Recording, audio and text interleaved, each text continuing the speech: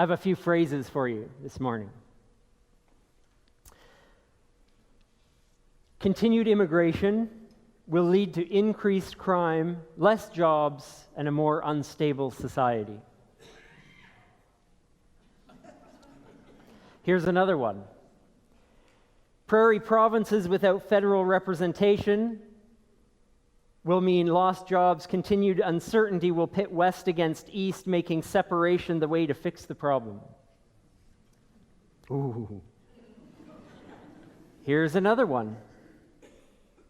Building affordable housing brings the wrong people into the neighborhood and poses a threat to school children.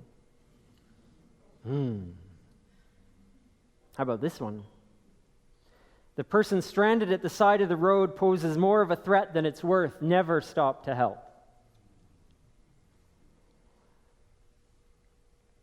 The thing all of those phrases have in common is A, they're in the news, and not all that differently worded from what I just said. And B, they're all based in fear.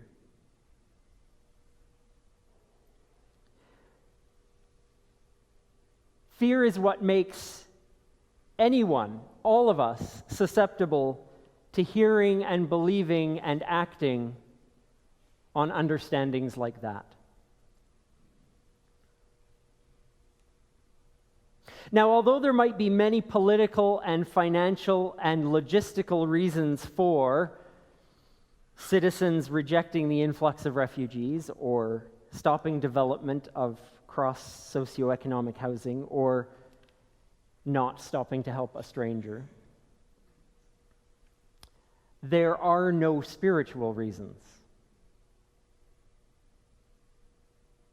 It may be convenient, uncomfortable, and extremely hard, but the teaching of our tradition offers a countercultural life decision. Care for each other, regardless of who it is. The poor, the homeless, the sick, the jobless, the persecuted, the downtrodden, the oppressed. Care for these people. If we don't stand up to the rhetoric and fear when we hear it, if we get taken in by the language of fear and insecurity, without checking ourselves and asking, why am I saying things? Why am I thinking things? Why am I hearing that news and responding the way I'm responding? If we don't recognize the rhetoric of fear, then we're missing step one in the life of being a spiritual person on this journey that uses as an example Jesus' compassion and care and love. Whether we find it easy, popular, or not, if we're going to call ourselves ethically, morally, and spiritually based in this alternative way, then we're casting our lot with the world's most abused, hurt, helpless, exploited, and destitute. That's just the way it's going to be.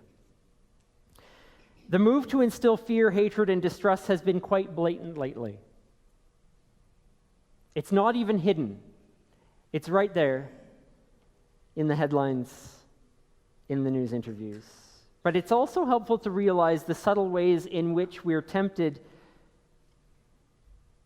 to demonize the innocent and falsely accuse them of being violent, evil, and dangerous. We'll be provided with an infinite, sometimes even logical sounding amount of excuses to do nothing, to protect ourselves, to withhold the love that's ours to give. Many excuses to greet with suspicion, to be scared of new developments and evolutions and changes. And it's rooted in the idea that we must serve ourselves first. That we must first and foremost make sure that we're okay, and our families are okay, and our neighborhoods are okay, and then we can help another person. But see, the thing about that is It will never be. It will never be perfect in our homes, in our lives, in our families, in our neighborhoods, to the extent that we say, oh, good, we're done with this, now we can help someone else. Never will we get there, because life is messier than that. It's like if you ask a new parent, are you ready for this child to change everything you've ever known about life? Never. None of us would have any children if we could say, yes, we are ready 100%. The radical thing about our spiritual roots are that we teach exactly the opposite of that. The last are first and the first are often last. If someone asks for our coat, we offer them our shirt. When talking about sharing our life, our love, our generosity, we don't wait to be asked. The prodigal father teaches us that we don't wait for begging to commence. We run to the opportunity to help, to welcome, to celebrate. But imagine if the stories of our tradition limited Jesus' decisions to the conditions of comfort and security. There would be no traveling through Samaria. Too hazardous. No interacting with foreigners, too dangerous. No helping strangers, too risky. No healing the sick, too unsafe. No attracting crowds, it's too insecure. No public speaking, far too unprotected. No giving to the poor, it's wasteful. No interacting with outcasts, it's too socially unacceptable. No building close community, too untrustworthy. No generosity, too wasteful. No forgiveness, too soft. If Jesus used the same stipulations for love that we hear in the world today, most often in the news around us, in the stories of our time, then the stories we inherit from this man would never have existed, because almost every single experience in those stories portrays Jesus taking action that required risk and sacrifice and vulnerability. And instead of being fueled by fear, that movement, the movement that it became, defied the occupation of an empire that kept their citizens in fear. Defied the power of fear to hold a power over anyone. And instead became a movement that tried to build something fueled by love and justice. So those are our roots.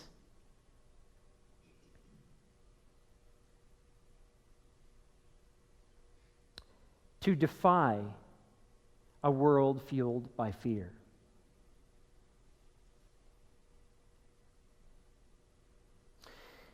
In 2015, in the aftermath of violent attacks in Paris, an interview aired on French television that still embodies this gentle defiance. And no matter how many times I watch this, I'm completely awestruck and moved by the wisdom of a child. Tu comprends ce qui s'est passé? Tu comprends pourquoi ces gens, ils ont fait ça?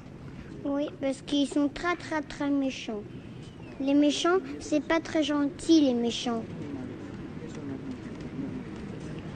Et il faut faire vraiment attention parce qu'il faut changer de maison. Mais non, t'inquiète pas. On n'a pas besoin de changer de maison. C'est la France, notre maison. Mais il y a des méchants, papa. Oui, mais il y a des méchants partout. Il y a des méchants partout. Ils ont les pistolets, ils peuvent nous tirer dessus parce qu'ils sont très très méchants, papa. Oui. C'est pas grave, ils ont des pistolets, nous on a des fleurs. Bah les fleurs, ça fait rien, c'est pour. Si regarde, tu vois, tout le monde pose des fleurs. Oui. C'est pour combattre les pistolets. C'est pour protéger. Voilà. Et les bougies aussi. C'est pour ne pas oublier les gens qui sont partis. Hein.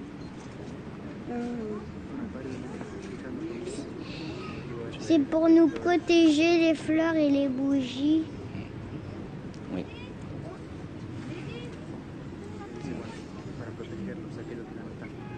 Ça va mieux du coup? Oui, ça va mieux.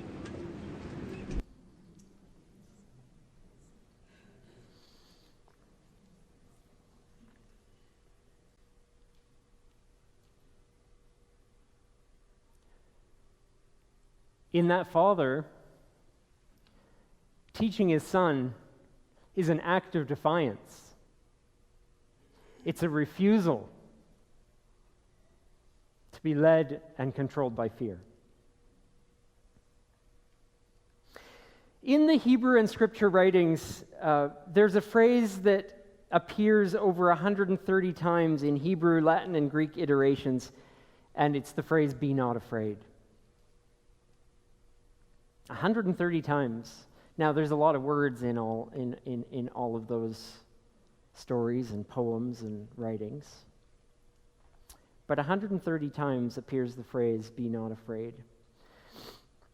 It's not a denial of emotion, that phrase. It doesn't mean to ignore your gut or your inner sense of wellness and well-being. It doesn't say don't feel. It doesn't say ignore your better judgment and be careless or reckless. We know that our most ancient brain function is there to help us survive, to face something or to flee. But we're more than our most basic brain functions. Be not afraid, rather, is saying, do not become fear. Be not fear.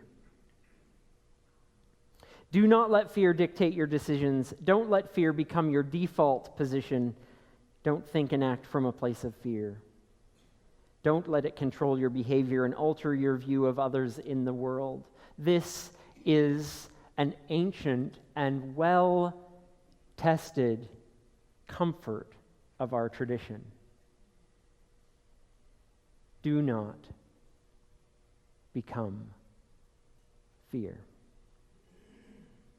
Do not be afraid. Defy the vision of the world seen through the eyes of fear. One of the worst things spirituality can become is an exercise in making ourselves feel comfortable and secure, and surround us only with people just like us.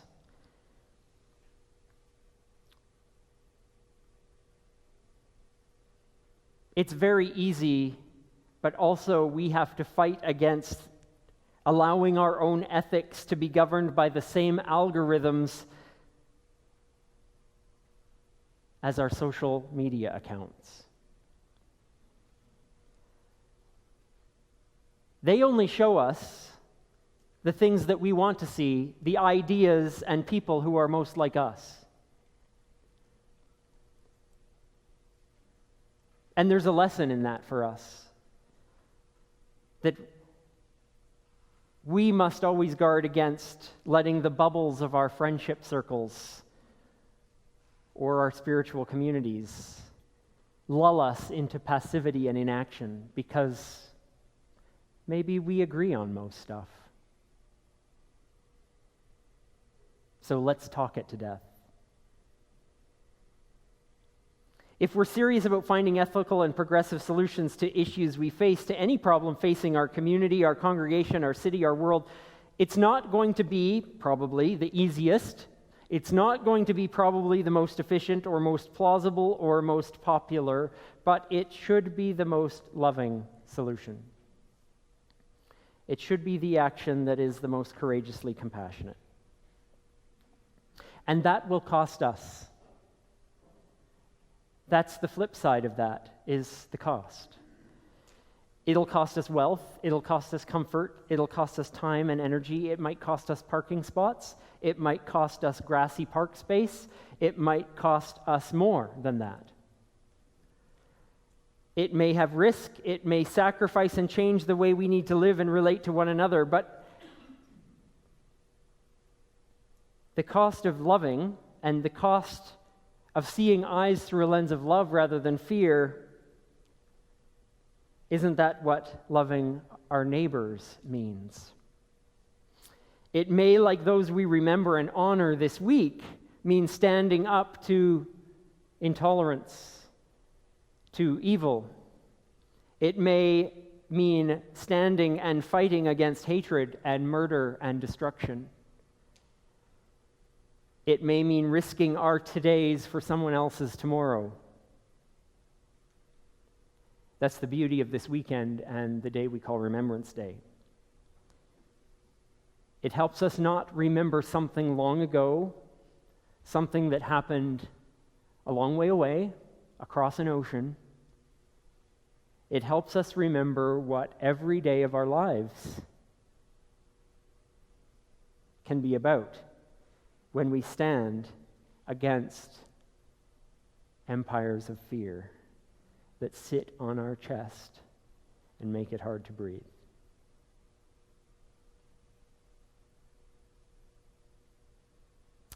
They might have guns, but we have flowers. That might be the best name for what we can do with and for each other. There might be fear, but we have love. There might be forces that seek to divide into us and them, but we have defiant diversity. It takes courage and it takes defiance to see fear for what it is. The more we call it out, the more we'll recognize it, and the more we seek to defy it together, the more our legacy will make a difference for those that need it most. So, with hearts freed from a weight of fear sitting on them, may we live into love, whatever that might mean for us today, to be courageously loving and compassionate. And may we all work with each other to make it so in so many ways.